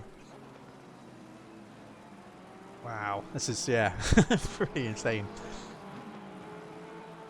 Just thought I'd keep you updated on what's going out up front. Paolo Moya still ahead of Steve Strello at the moment, and kind of a bit of a closed-up gap. Not much happening between these two. I think it's going to be down to it's very similar pace for these cars, the Aston Martin and the Ferrari around here at Nurburgring. Neither car really has an advantage in any one part of the track, so I think Steve Strello is going to have to depend on some slipstream or a mistake from Paolo Moya, but as we've seen so far from Paolo Moya this season, mistakes are not likely from him. No, very true. Yeah. Like I said, you're racing with some of the fastest guys here in ACC in Tier 1 here. I mean, the times that these guys are doing at the moment, I mean, You know, the qualifying time is 1:53. I mean, I'm nowhere near that. You know, when I jump on this track of these cars, you know, Just see Luca Lossi and Attila Danks there going through the chicane. Sorry to cut you off. That's fine, mate. It's fine. Oh wow. That chicane has seen plenty of action. I mean, maybe if anyone plans to go to the Nurburgring for one of the sprint races that GT is going to be doing there, as you see, Luca Lossi has been turned around. Oh, and there's David Martinez as well in the Aston Martin. Let's just try and quickly get that back on stream if we can. So yeah, a little bump there which has spanned Lossio around, and also another car, just as I said, just gone off screen now. Unfortunately, I didn't catch who that was. Looks like it's a silver Aston that's just gone off as well. So that wasn't... More action's gone on as well a bit later on in T3. What is going on now? Marcel Pfister and Vicky Thompson have come together. Pretty sorry guys, I'm going to quickly throw that back as well so we can just capture what's happened there as well. Damn, so that was the instance there with T1 where Lossio got turned around. Unfortunately, another Aston got sent off, and so we just watch here at T3 as there was an incident here between Marcel and Vicky. That was quite... It didn't look like much, but she did send that Porsche flying. She did, yeah. A bit too eager, I'll say, to try and get the inside line there, and yeah. Well, to be honest, Vicky is looking to start working at Fanatec, so Marcel Pfister, who currently works at Fanatec as well, it's going to be interesting to see how their sort of their friendship sort of goes together when they start working together. Oh, they start to get to know each other, aren't they? Very well. I mean, it was very acquainted, aren't they? On in the season.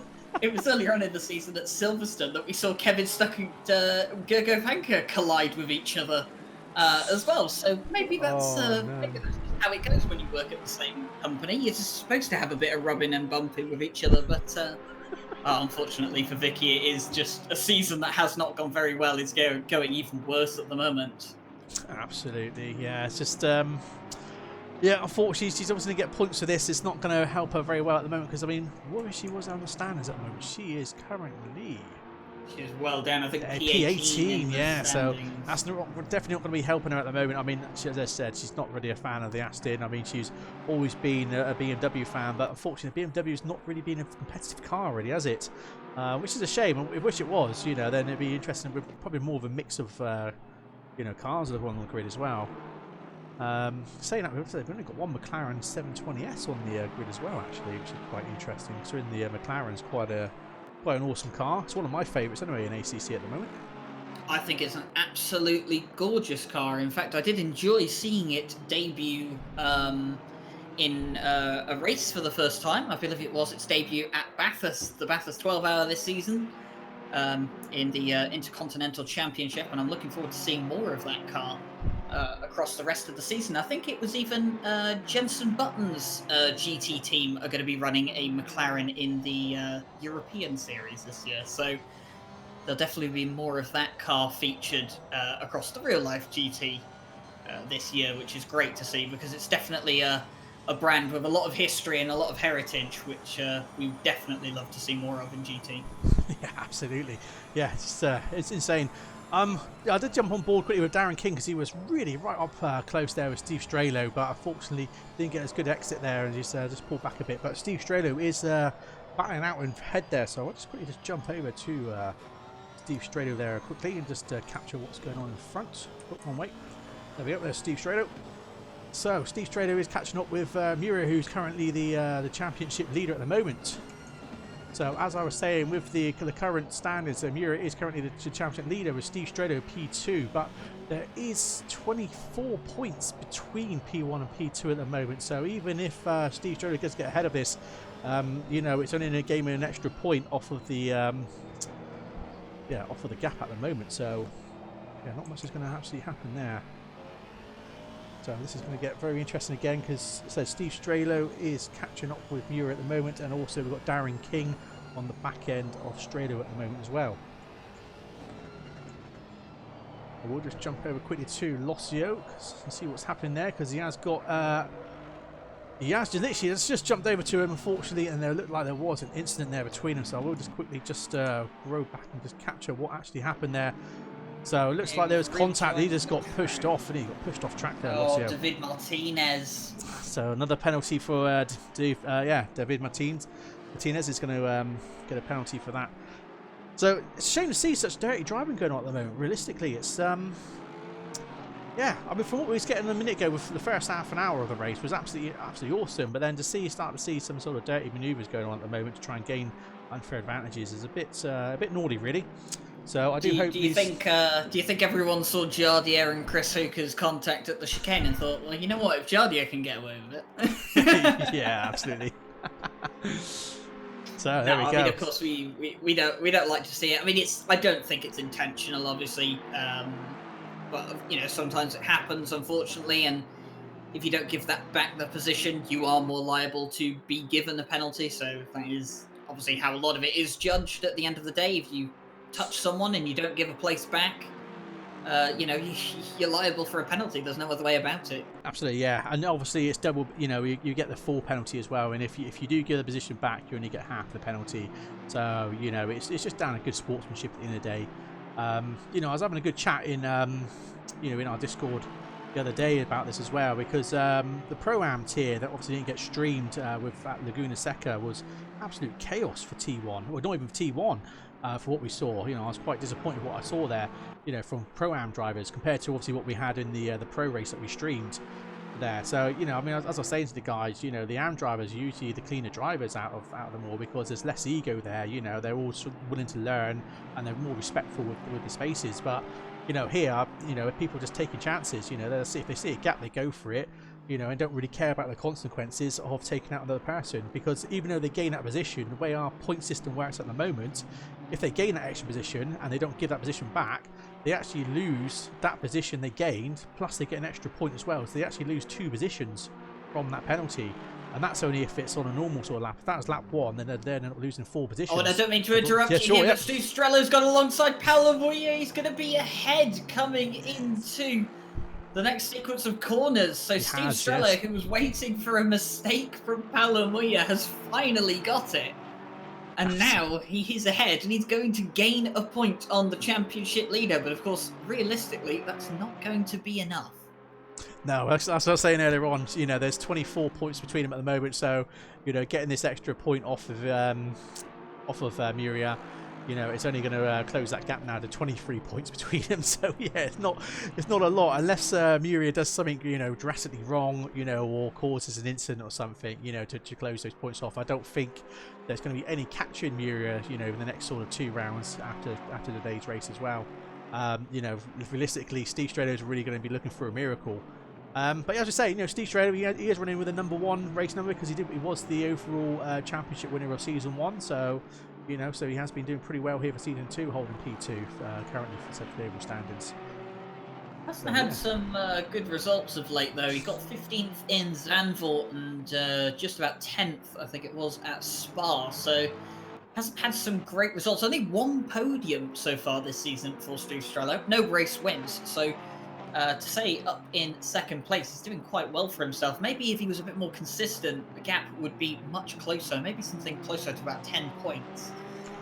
Absolutely. So I'll just put on the little preview there. So we've got a bit of Mike Noble on screen, because yeah, he don't get enough screen time really, does he, now? Because he's just so far ahead. We haven't seen him since the first lap, have we? This is it. Yeah, he's just, like I said, he's just so far ahead at the moment.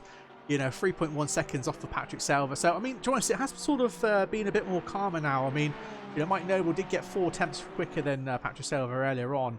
But now it seems to be quite consistent with the relatives between those guys at the moment. So, Mike Noble isn't really getting away from Patrick Selva now at the moment. Still 3 seconds between them. So, yeah, like I said, unfortunately for the next 18 minutes, I can't really see Patrick Selva catching up with Mike Noble, unless Mike Noble makes a mistake or he has an incident with a back marker or something. Not, but I'm going to obviously curse that, because every time we say things like this, it happens. Curse is very strong in this box and this championship. Or at least it seems to be with some people. I myself haven't commentated cursed anyone so far this season. I plan to keep it that way. Thank you very much. But now, having a look at Mike Noble, he has, well, I mean, he hasn't really had any problems so far in the first 43 minutes of the race so far. 2.8 seconds separate him from Patrick Selva. So he will have to keep in mind that if he makes a mistake, Patrick Selva could easily take that first place off of him. So he's going to have to keep himself on his toes. Yeah, absolutely. That's right. So yeah, Patrick Selva at the moment is pretty much in the middle of nowhere as well. Not much going on between them at the moment. James Parker, 20p. James Parker is well and truly in the middle of nowhere. He's about 8 seconds off Patrick Selva.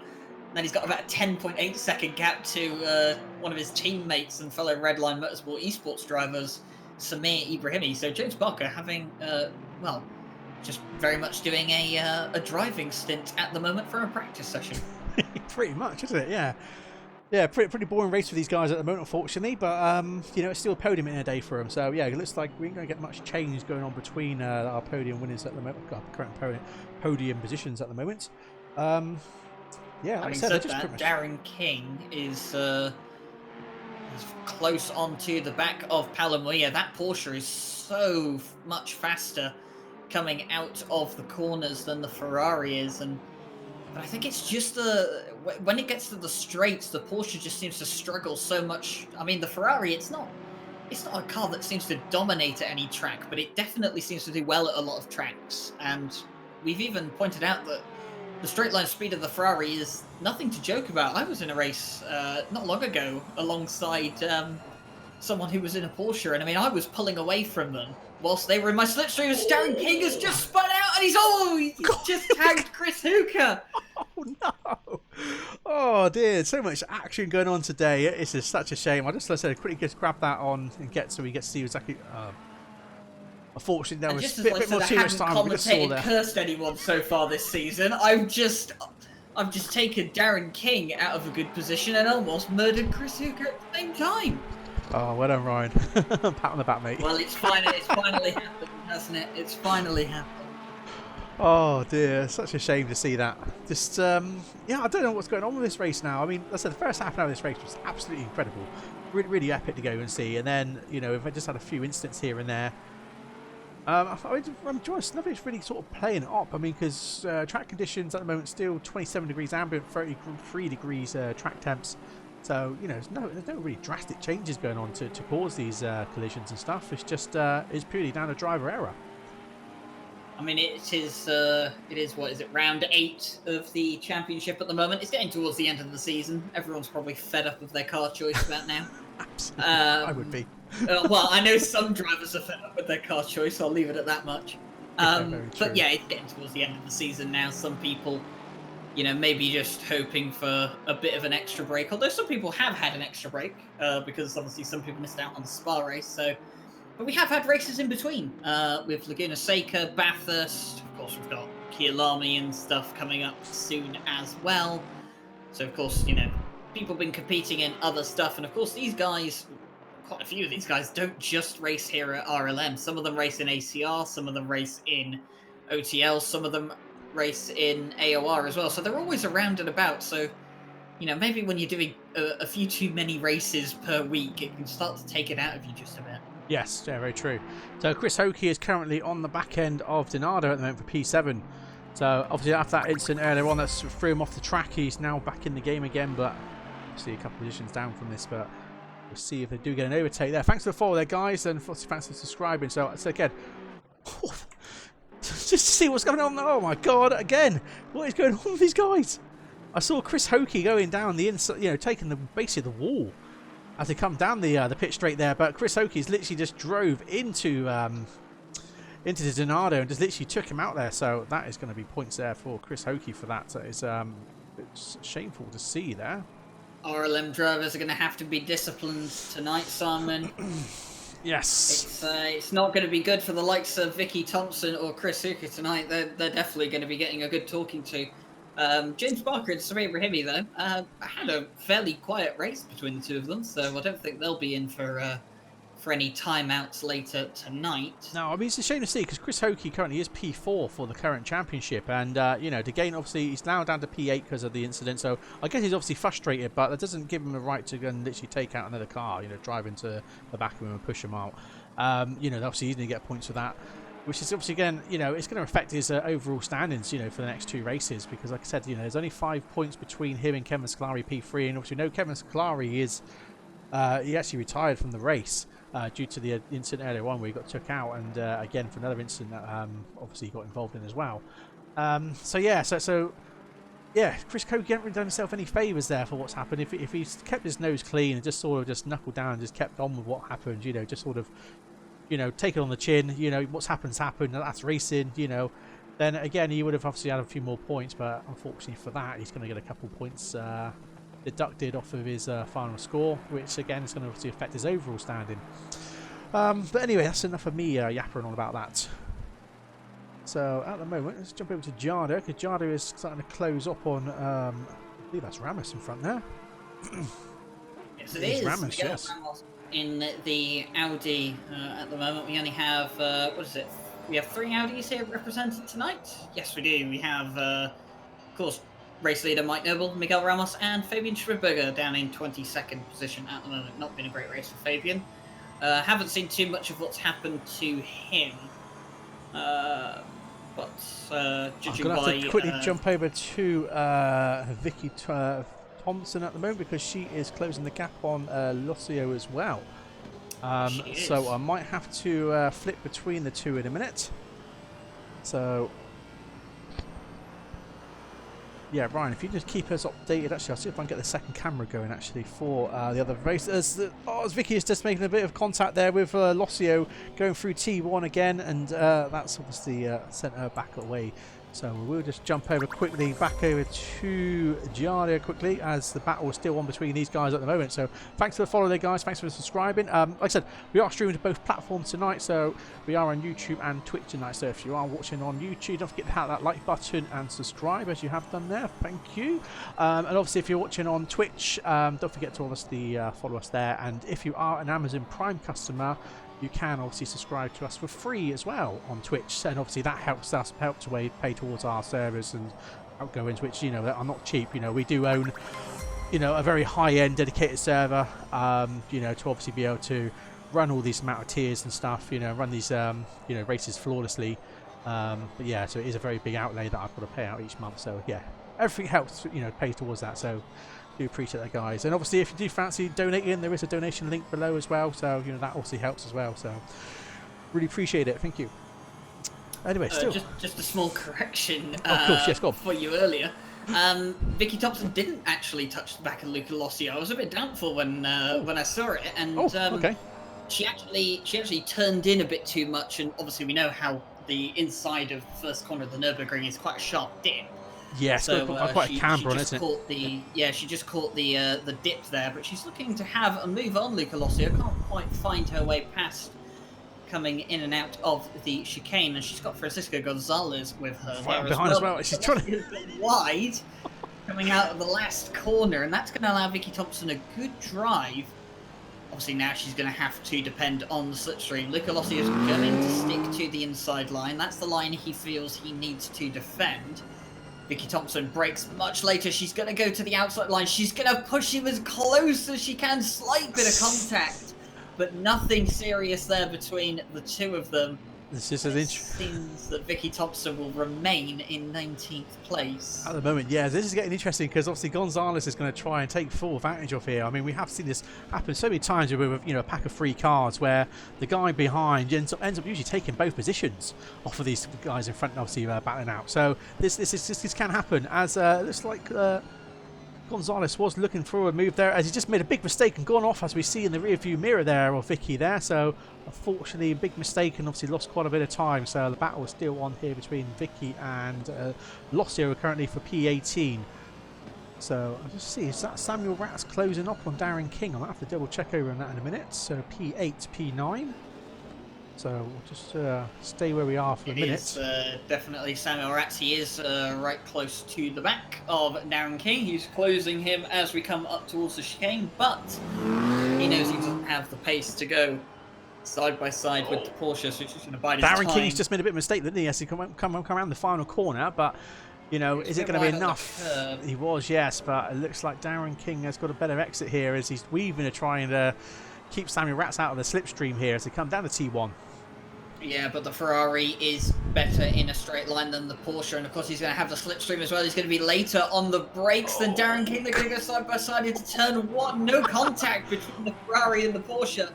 But Darren King's going to hold the inside line through turn 2. Samuel Ratz is going to look to get a much better drive around the outside. He's going to brake late into turn 3 as well. He's going to go side by side. Can he get it? No, the Porsche's drive is much better than the Ferraris out of the corner, and Darren King is going to stay in P8. Wow, this is the action again. Unfortunately, it looks like Victoria Thompson has managed to get the overtake on Lossio. We just missed that as we obviously had to jump over to Samuel Ratz there. But yeah, it's starting to get all sort of exciting again for the last sort of few minutes of the race. I mean, this usually happens for, red line races is, the last few minutes really do start to make a big change. I mean, take the 2.4 hour Spa race. I mean, that was absolutely insane what happened there. With obviously the pit strategy and stuff, and obviously Samir ended up taking P1 of that. So in the end, and that was purely down to the guy in front literally having a pit, like literally this was a final lap, wasn't it? Or a lap before the final lap he pitted or something like that. Yeah. So yeah, there you go. So second to last lap, the pole runner who was running for the race for pretty much a good sort of half of the duration, ended up having a pit because of fuel, unfortunately, and gave Samir the final win for that race. So yeah, I mean that's what I do enjoy about these endurance races, especially when you've got teams and stuff involved. It's just makes it more exciting. It makes you feel like you're part of something bigger and better than just you in the car. You then have to obviously think about your teammates, when you're sort of setting up the cars and stuff like that, and it just makes it a bit more fun, to get involved, especially so when you're starting to run these sort of 6-hour races and stuff. Because then you are working as a team, and there's a lot more on you when you're going to take risks of overtaking and stuff. Because if you end up taking an overtake and taking someone out, and you get a drive through, you're letting the team down for that. So I don't mean to interrupt you, but Samuel Ratz is going to go side by side with Darren King in turn 1 again. But this time they're both on the other side of the track. It's Darren King who's going to be on the outside now, going through turn 2. Samuel Ratz will have the inside line now. Darren King can brake so much later on the outside line, but Samuel Ratz can hold the inside. The Porsche won't be able to get the drive it got last time round, and Samuel Ratz has made it done. Awesome stuff. So that's pretty awesome there. So it looks like Gonzalez is also, I'm going to have to jump over there quickly to Gonzalez if I can get over there quick enough. So Gonzalez was going for an overtake there on Lossio, but unfortunately didn't get it there at T1. Did get slightly cut off there, unfortunately, but there might be an overtake here for P19. So lots going on across the grid at the moment, really. Yeah, lots going on across the grid, except in, well, about the top 7 places where everyone's kind of in limbo right now. They don't really have anyone to fight. They can see people in the distance, but it's just not really close enough to make anything of it. But not going to be a bad race today for some of our esports drivers. James Parker, provisional 3rd at the moment, with Samir Ibrahimi, provisional 4th. Chris Zuko has had a few incidents this race that he's been involved in. He's in P7 at the moment, so that's not too bad for him. And of course, unfortunately, Victoria Thompson has had another torrid race that really one to forget. I mean, this whole season might as well be one to forget for Vicky Thompson at the moment. She sits in 18th place. There we go. So yeah, 3 minutes 45 seconds left of the race now. So yeah, I can't see much happening between sort of P1 down to sort of P5, even P6 at the moment. I think it's going to pretty much stay where it is, looking at the relatives between each position at the moment. So I think if there's going to be any change, it's going to be sort of the mid-pack at the moment, and even down to the lower pack. So just jump back over to Gonzalez as he is closing again on Lossio. I guess Lossio might have had a bit of damage from earlier on from obviously these incidents he's been involved in. Obviously this is why Gonzalez is obviously closing up on him. So we might get a pass off these guys in the next sort of next few minutes or so. We'll see what happens. But am I right? Is it Daniel Piano and Planiel and Attila Denks are close on. Yes, they are. I'm going to have to jump over that shortly as well. So yeah, action is starting to build up across the grid at the moment. So we've got that. We've got Christian Wheel closing up on Darren King as well for P9. So this could get quite interesting for these current positions at the moment. So I will in a minute is jump over and give us... Where is the leader at the moment? So the leader is just going over the start-finish line. So it looks like we're going to probably have another 2 more laps looking at the time now. Still 2 minutes 30 seconds. 2 minutes 20 seconds right now. Yeah, so that does confirm 2 more laps for us. Absolutely, yes. So yeah, 2 more laps to go. I was going to say he might. Noble could slow down a bit, I think, but you know, might be a bit too risky with Patrick Selva only 3 seconds. Enough, unfortunately. I mean, he could slow down so much to make it one more lap, but that's assuming that Patrick Selva wants to let him do that, which I'm pretty sure he wouldn't. No, absolutely. So I'll just jump back over to David Piano at the moment, P12, because again, these guys are battling out as well. So might have to flick back between P12 and P20 at the moment. So that's where the battles are going on at the moment so far. And Christian Well, just jump over Christian Well as well. Looks like Darren King is pulling away from Christian Well, so we could have an interesting battle going up there as well. So as we just see David Piano there just closing up as well, so could be in way for a 4-way battle at this rate with the 4 cars we just see there. So all currently in their own positions there, so no back markers in between them. So it looks like I don't know if I can I'll try and get the last 30 seconds of that there. So it looks like Gonzalez did get the overtake off of Lossio there to take P19 off of him. We'll just leave that to go on screen for a minute. I will just put the preview up on screen there of our race Lossio leader. had a bit of Luca Lossio had quite a good exit, and Gonzalez was quite scrappy coming onto the back straight, but it was coming through the chicane that Lossio just went wide, and obviously Francisco Gonzalez, he had contact with the Mercedes of Luca Lossio, so that is a bit of an unfair gain there. Yes. Race, so. Hopefully these obviously get reported. Obviously we've seen them. Hopefully they get reported by the drivers. So obviously then we can the stewards can take action on this. Because obviously that wasn't a very clean drive really. I mean, you shouldn't be using another car as a wall to get around a corner. I mean, you know, you should be trying to make a clean pass. Tactics, use the opponent as a brake. Absolutely, yeah. So Jardia is closing up on Ramos as well.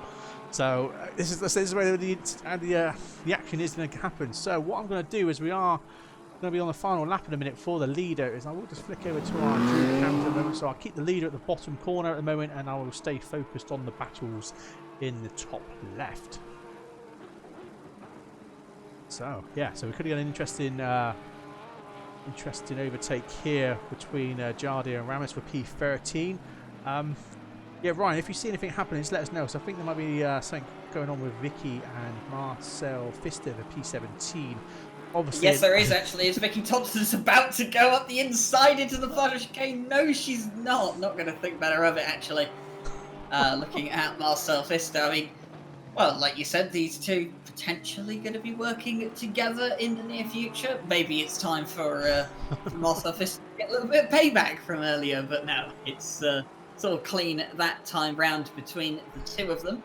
But I think Vicky Thompson might have another go not too long from now, maybe into the chicane again towards the end of this final lap. Absolutely, yeah. So jump back over to Jardia again because he's getting closing up in the gap there with Ramos. So like I said, we're going to stay with the leader at the moment. So leader is on the final lap, coming around the final corner there. So it looks like the leader will be taking pole. So yeah, Mike Noble. So Mike Noble takes pole there. So great racing. Mike Noble takes the win here at the Nurburgring sprint race.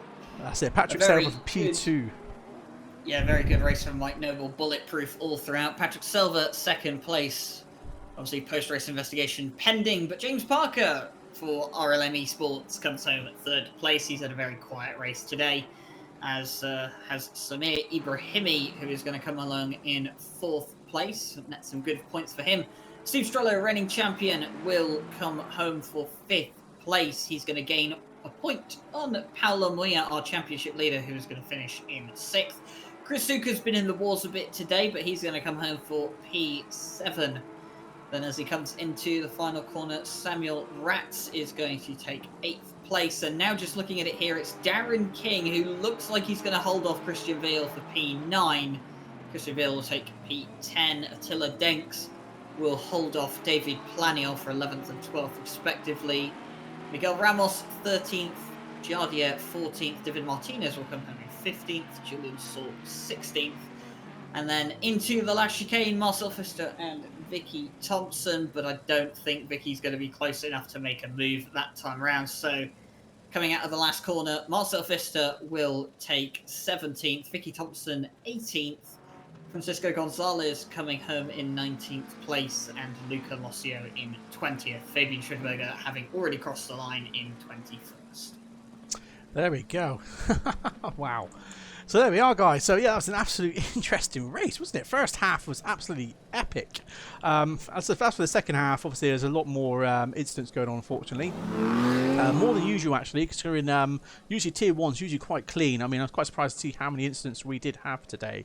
But still, I mean, there we are. That's the...